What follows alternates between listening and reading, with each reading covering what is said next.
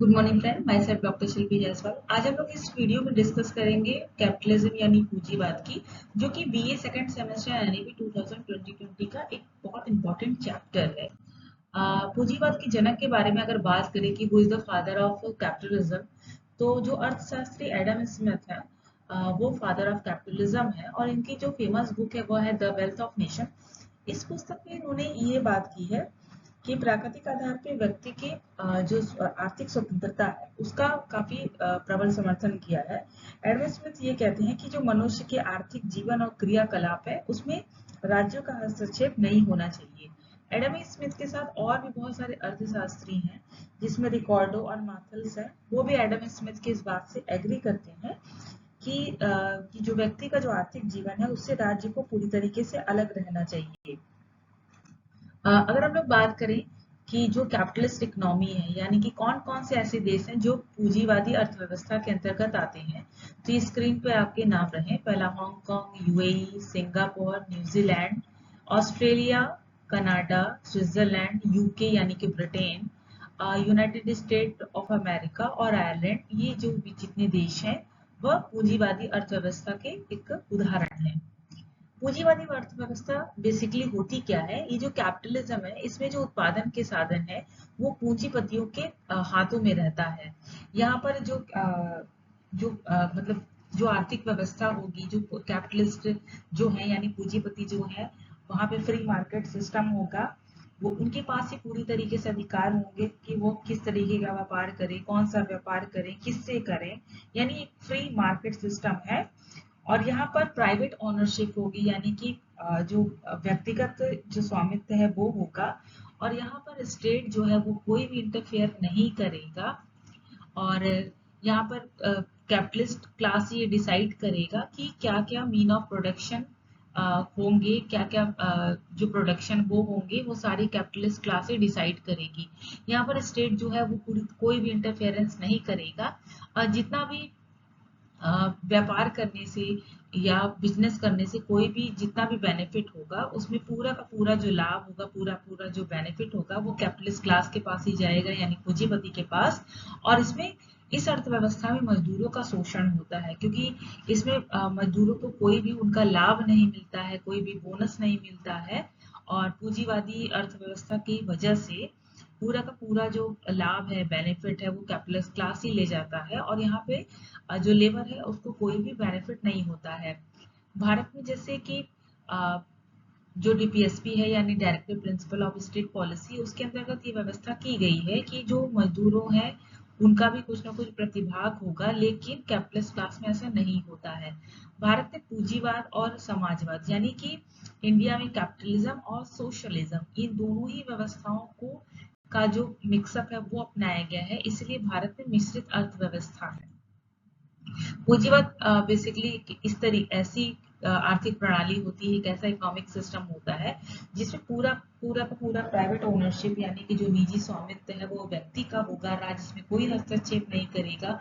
व्यक्ति के ऊपर ही होगा कि वो की डिमांड और सप्लाई यानी मांग और आपूर्ति के अनुसार जो है वो अपना कोई ना कोई सामान बेचेगा, कोई ना कोई प्रोडक्ट बेचेगा। उसका कितना कीमत वो रख रहा है, कितना उसका प्राइस लगा रहा है।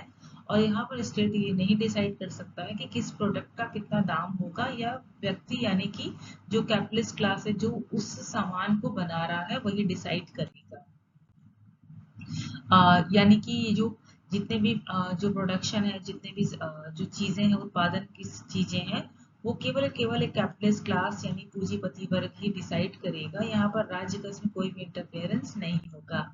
कैपिटलिस्ट क्लास की बात करें यानी कैपिटलिज्म की अगर बात करें कि जो पूंजीवादी अर्थव्यवस्था है, ये इसका उदय कब होता है, तो ये पूंजीवादी अर्थव्यवस्था जो है वो 18वीं शताब्दी के दौरान इंग्लैंड में इसका उदय हुआ था। और उस समय शहरों में इंडस्ट्री स्थापित होने के कारण बहुत सारे लोग ऐसे थे जो गांव से शहरों की तरफ पलायन करने लगे। और जो भी किसान थे उनकी जरूरतें पूरी नहीं हो रही थी। इंडस्ट्रियल रेवोल्यूशन का एक टाइम पीरियड था। और उसकी वजह से जितने भी गांव के लोग थे वो गांवों को छोड़ छोड़ के शहरों में जाने लगे और वहां पर जो है फैक्ट्री में काम करने लगे।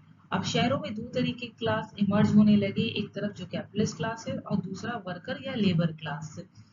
तो अब जो कैपिटलिस्ट क्लास थे वो मालिक थे, संसाधनों के मालिक थे, फैक्ट्री के ओनर थे।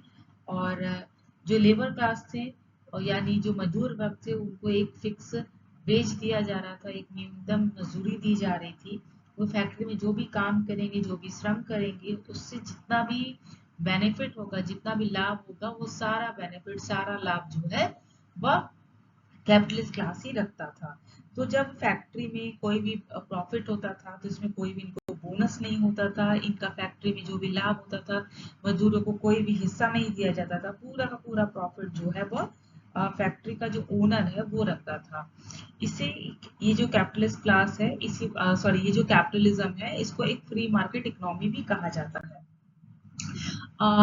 पूंजीवाद की विशेषताएं क्या है कि एक प्राइवेट प्रॉपर्टी यानी निजी स्वामित्व, निजी संपत्ति का अधिकार होता है। यहाँ पर जो पूंजीपति वर्ग है, जो पैसे वाले हैं यानी हैव, वो जो है कितने भी मात्रा में संपत्ति रख सकते हैं, कितना भी प्रॉपर्टी रख सकते हैं, कुछ भी कर सकते हैं, अपनी संपत्ति का कोई भी उपयोग कर सकते हैं। यहाँ पर स्टेट कोई भी डायरेक्शन नहीं दे सकता है, क्योंकि स्टेट को पूरी तरीके से बांध दिया गया है इस कैपिटलिज्म में, इस पूंजीवादी अर्थव्यवस्था में, कि राज्य चाहकर भी कोई इंटरफेयर नहीं कर सकता है। पूरी तरीके से मुक्त बाजार है, पूरी तरीके से फ्री मार्केट सिस्टम है। कंपटीशन है कि कोई भी कैपिटलिस्ट क्लास यानी जो पूंजीपति वर्ग है कोई भी सामान बना रही है, उसका कीमत कितना रख रही है, इस सामान बनाने में, अपना जो बेचने में, अपना प्रोडक्शन को बेचने में, वो एक तरीके से, पूरी तरीके से ओपन कंपटीशन है, कोई भी किसी को रोक नहीं सकता है।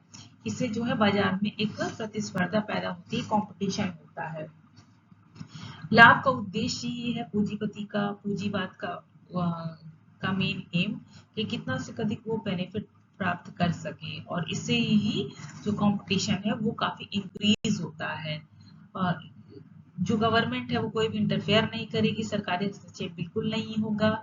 इन्वेस्ट करेगी पूंजीपति क्लास और निवेश करेगी, जितना से ज्यादा वो कैपिटल को अपने पास सुरक्षित रख सकती है। पूंजीवादी अर्थव्यवस्था का दोष क्या है कि इससे जो है एक सामाजिक असमानता यानी कि जो सोशल इक्वालिटी है वो उत्पन्न होती है। अब एक तरफ तो पैसे वाले लोग हैं जिनके पास सारी सुविधाएं हैं, वो कुछ भी कर सकते हैं, चाहे शिक्षा के स्वास्थ्य में, क्षेत्र में, स्वास्थ्य में, सामाजिक सुरक्षा एक्सेट्रा। लेकिन दूसरी तरफ जो लेबर क्लास है उसके पास पैसे की कमी होने के कारण यानी कैपिटल के कमी होने के कारण क्या होता है, जो सोसाइटी में इनइक्वालिटी, समाज में असमानता उत्पन्न होती है। अब इस असमानता के उत्पन्न होने से एक और प्रॉब्लम क्रिएट हो सकती है, वह है आर्थिक अस्थिरता। इकोनॉमिक जो डिसबैलेंस है वो उत्पन्न हो जाता है, और इस वजह से कई बार ऐसा होता है कि जो बड़े बड़े जो कैपिटलिस्ट हैं, बड़े बड़े जो इंडस्ट्रीज हैं, उसको इसका खामियाजा भुगतना पड़ता है। आई होप कि आपको ये वीडियो अच्छा लगा है। अगर अच्छा लगा तो प्लीज लाइक करिए, शेयर करिए और मेरे चैनल को सब्सक्राइब करिए। Thank you.